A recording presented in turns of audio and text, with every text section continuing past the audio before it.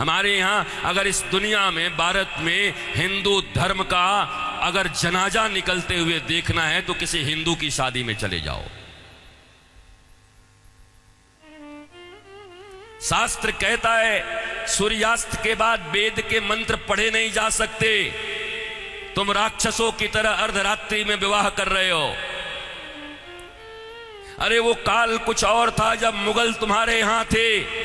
रात के अंधेरे में बहू बेटियों को उठाकर ले जाते थे, दिन के उजाले में ले जाते थे, तो रात में छुप छुप करके अंधेरे में विवाह कर दिया करते थे। अब कौन मुगल और कौन अंग्रेज तुम्हारे पीछे पड़ा है? क्यों नहीं तुम सूर्यास्त के पहले विवाह करते हो, अभिजित मुहूर्त में करते हो? वेद तो वही कहता है। तो तुम्हें तो ये भी ज्ञान नहीं है।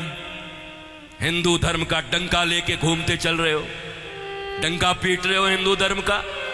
तुम्हारे विवाह में देवताओं का कितना अपमान होता है। अरे विवाह में दो प्रकार के कार्ड बनाओ। विवाह एक संस्कार है, विवाह एक यज्ञ है। अरे भैया, खाने पीने खिलाने वाले के लिए एक दिन रिसेप्शन जो करते हो कर दिया करना, पर विवाह में बड़े लिमिटेड लोगों को बुलाया करो।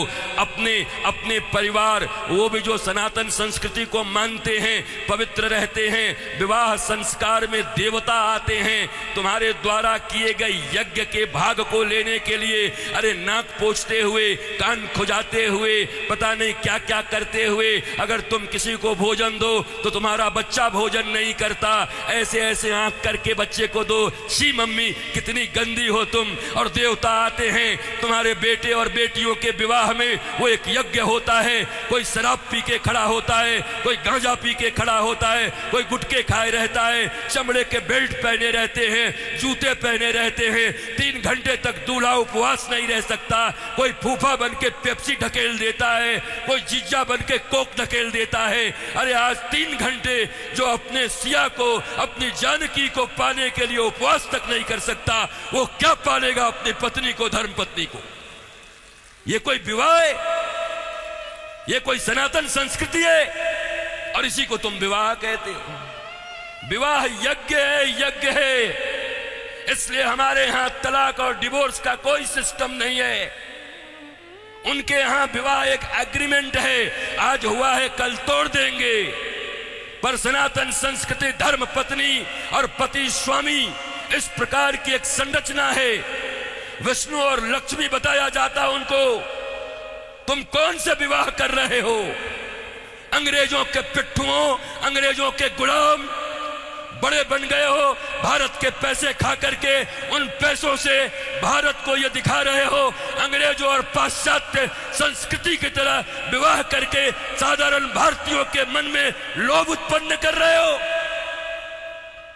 और ये समाज के अग्रणी लोग बने हुए हैं, ये समाज के श्रेष्ठ लोग बने हुए हैं, ये समाज को दिशा दिखा रहे हैं, ये समाज को भोंडा प्रदर्शन कर रहे हैं, अपने दन का लोगों को दिखा रहे हैं।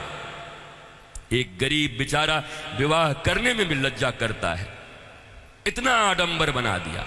विवाह एक यज्ञ है, बड़ा पवित्र यज्ञ है, सुंदर यज्ञ है।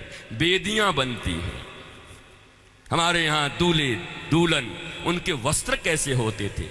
देखो आज के 50 साल पहले ही देखो ना, 50 साल पहले के फिल्म देख लो बॉलीवुड में, तो समझ जाओगे कैसे वस्त्र पहन करके विवाह करता हमारे यहाँ पर। क्योंकि बॉलीवुड भी या सिनेमा भी समाज का दर्पण होता है। और अब बदले हुए बॉलीवुड को देख लो कि अब कैसे विवाह करते हो।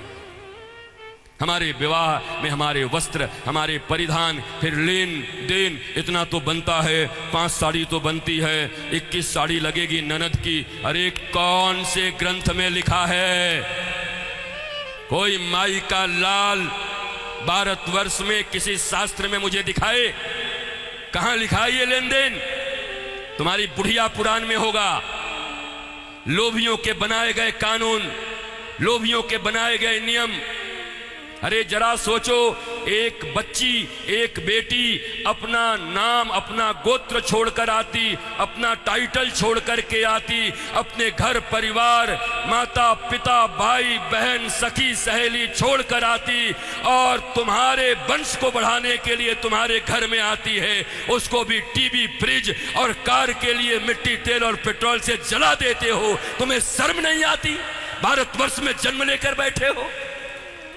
तुम्हारी बाजुओं और भुजाओं में अगर शक्ति है तो अपने पैसे से कार खरीद लो, अपने पैसे से फ्रिज खरीद लो, क्योंकि छोटी छोटी बच्चियों के पिता तो बचपन से उसके लिए खिलौना खरीदते रहते हैं। जब छोटी रहती है 5 रुपए का, थोड़ी बड़ी हो जाती है थोड़ा और बड़ा, थोड़ी बड़ी हो गई साइकिल खरीद लिया, थोड़ी बड़ी हो गई स्कूटी खरीद दिया, और बड़ी हो गई अच्छे घर के हैं कार खरीद दिया 5 लाख का, और एक दिन फिर जा करके 5 करोड़ में एक गुड्डा खरीद के ला के दे दिया। तो खरीदे हुए सामान की जो इज्जत होती है वही दूल्हे की भी इज्जत होती है। दूल्हा बिकता है, बोलो खरीदोगे?